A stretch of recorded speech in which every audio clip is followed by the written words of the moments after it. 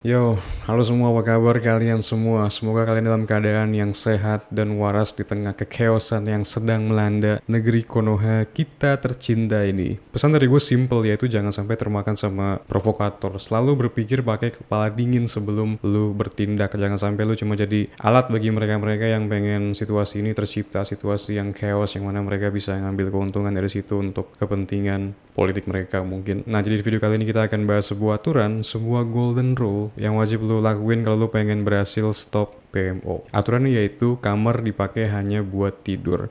Buat lo pejuang berhenti PMO pemula yang masih kesulitan buat mencapai 3 hari, 7 hari bersih dari PMO, menurut gue sangat worth it untuk lo terapin strategi kamar hanya dipakai buat tidur ini. Karena seperti yang selama ini lo rasain sendiri, kombinasi maut antara sendirian di kamar, akses internet, lalu imajinasi dan pikiran, ini tuh resep sempurna yang akan terus menjebak lu di kebiasaan PMO selama-lamanya. Lu gak akan pernah bisa mencapai progres yang signifikan, dalam artian nyentuh at least 21 hari bersih dulu supaya tubuh lu mulai adapt dan mulai terbiasa. Proses berhenti PMO gradual gitu realitanya. Mirip kayak otot yang dilatih. Bulan ini lu sanggup ngangkat beban katakanlah 5 kg. Bulan depan lu push 10 kilo. Awalnya berat tapi karena lu push terus lama-lama makin terbiasa. Terus bulan-bulan berikutnya 15 kilo, 20 kilo, dan seterusnya sampai akhirnya bisa nyentuh mungkin 50 kilo, 100 kilo. Dan otot lu pun juga akan terlihat sangat lebar dan large, efek dari dilatih terus. Mungkin selama ini lu nggak sadar, terlalu banyak ngabisin waktu di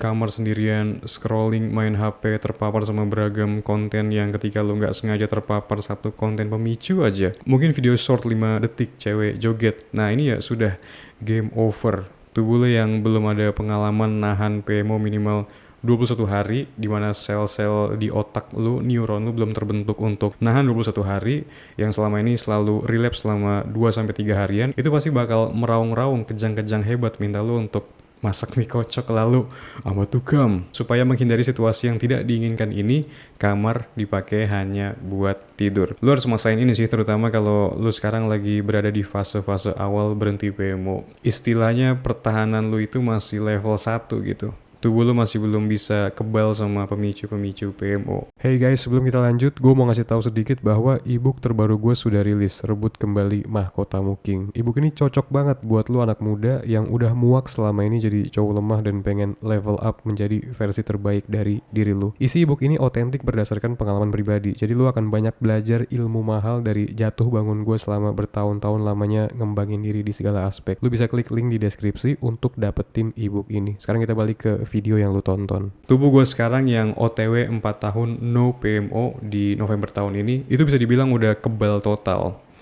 Misalnya nih malam hari nih, di kondisi hujan sendirian, kamar yang full AC dingin plus akses internet yang super kencang, itu gue bisa sama sekali nggak ada rasa keinginan sedikit pun buat buka backup atau edging ngeliatin cewek di sosmed. Posisinya bukan kayak hasrat itu ada terus gue menahannya gitu. Hasrat itu bener-bener nggak ada sama sekali. Kayak rasa ketertarikan akan hal itu bener-bener udah lenyap gitu dari diri gue. Dan ini kondisi yang sangat worth it buat dicapai, bre.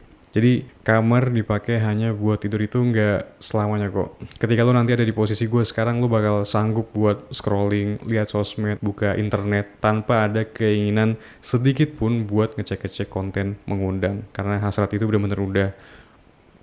Yang susah dari ngejalanin strategi kamar dipakai hanya buat tidur itu adalah apabila lo selama ini udah terlanjur nganggep kalau kamar itu tempat bersantai, tempat fun, ruang untuk entertainment, nonton, ngegame dan semacamnya. Berarti kan mau nggak mau lo harus ganti strategi di sini, dimana berarti sekarang kebutuhan entertainment itu harus dilakuin di luar kamar. Kalau lo biasanya gaming di kamar, pindah ke ruang tamu mungkin biar nggak sendiri, biar setidaknya at least ada orang rumah lewat-lewatan. Berhubung posisi sendirian lah yang bangkitin imajinasi nakal lo. Kalau nggak mungkin bisa di cafe, di coffee shop, nggak apa-apa kok sendirian ngegame atau nonton. Nggak mungkin juga kan di situasi rame kayak gini, di tempat publik kayak gini, hasrat PMO lo bangkit terus lo ke toilet kafenya buat ambat tukam.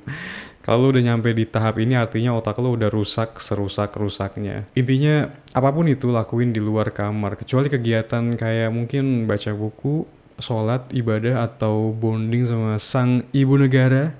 Buat yang udah nikah, sendirian di kamar di posisi lu masih pemula berhenti PMO yang belum sanggup stop seminggu atau 3 hari aja, itu haram hukumnya. Terakhir tips dari gue biar kondisi kamar dipakai hanya buat tidur ini makin gampang lo terapinnya. Ini mungkin kedengarannya konyol tapi ampuh buat mempengaruhi psikologi. Yaitu di pintu kamar lo tempel kertas yang bertuliskan gede-gede warning, ruang tidur only. Karena pemicu visual itu penting guys. Selama ini kan lu terpapar pemicunya itu pemicu buat PMO, buat kebiasaan yang buruk.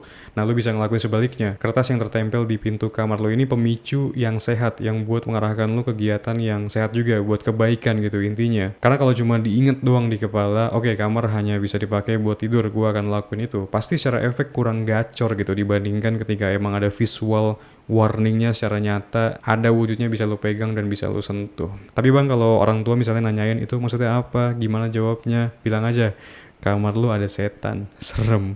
Makanya ini kamar dipakai buat kebutuhan istirahat tidur doang. Mama, papa, ngapain malu takut dianggap aneh atau gimana? Karena ini demi kebaikan lo ke depannya. Oke, like, share, comment, subscribe. Seperti biasa, kalau pengen mendalami lebih lanjut lagi tentang apa yang gue bahas di video kali ini, lo bisa cek ebook gue, link ada di deskripsi. Jadi ini bukan sekedar bacaan gimmick yang motivasi receh murahan gitu, tapi ini benar-benar actionable, no BS. Kita berjumpa lagi di video selanjutnya. Sekali lagi gue ingatkan, jangan termakan sama provokator, tetap tenang dan selalu kritis. Oke, peace.